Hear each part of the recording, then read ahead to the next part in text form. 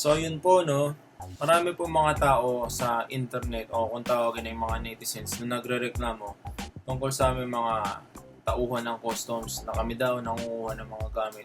Hindi po totoo yan. Kami po dito, tapat po kami sa aming serbisyo. Hindi po kami nangunguha ng hindi sa amin. Sa katunayan nga po, ito po yung sample ng box na napit po namin. Random, tawag doon. Basta yun na yun. Yung random na titignan yung box kasi mabigat. Basta mabigat, yun na yun. Kasi pag mabigat, maraming laman. So pag maraming laman, may chance na may mga mamahaling gamit. So yun po, rina-random check po natin. So yun nga po, simulan na po natin. So titignan po natin kung ano yung laman ng box na to. So sa nakikita po, may t-shirt. Kwenta. T-shirt ulit. Uy, pabango. Pabango. Prada. Try lang natin kasi baka mamaya may ano to eh. May halong kung ano na pinagbabawal. So, tabi muna natin sa gilid. Mukhang illegal to eh. Tapos may t-shirt tayo. Sabon. Sabon po tayo. Tabi lang natin sandali. Yan. So, meron po tayo dito. Pangamot ng likod. Ito ng likod ko. Okay, may pangamot po tayo ng likod. So, ano to? iPad mini. Ayos to ah. Actually, titignan po natin baka mamaya po may mga hacker na nagpapadala ng kung anong virus dito. Delikado po tayo. Para po sa security ng Pilipinas to. So, tatabi po muna natin sa gilid para sigurado po tayo.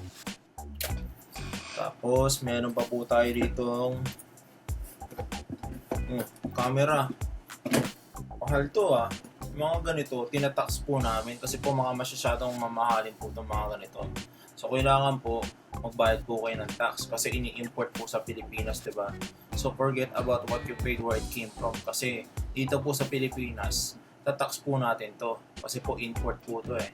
So, tatabihin po muna natin illegal po to. Yan. So, ano to? Jacket, dali lang. Nilalamig ako, hiramin ko lang muna, okay? Ayos to. Yun, saktong-sakto. Parang sinukat lang. Diba? Ayos yan, hindi na ako nilalamig. So, okay, minsan po kasi dito sa customs, masyado pong malamig. Kaya po, nanghihiram lang po kami ng jacket. Kasi babalik po namin mamaya. Diba? As long as hindi po namin ma-forget. So, tutuloy po tayo, diba? Ano to? Pagkain, bawal po to. Kasi minsan baka mamaya may mga bacteria o kung ano-ano, di ba? Hindi po makakapasok sa customs to. Okay? Tuloy po tayo eh. Tubig tayo dyan. Yan po. Talaga dito sa customs, strict na strict po talaga kami. Mga pinagbabawal, sinusunod po namin. Kailangan po masigurado natin na walang nakakalusot. So yun lang po no. Marami pa po dito eh.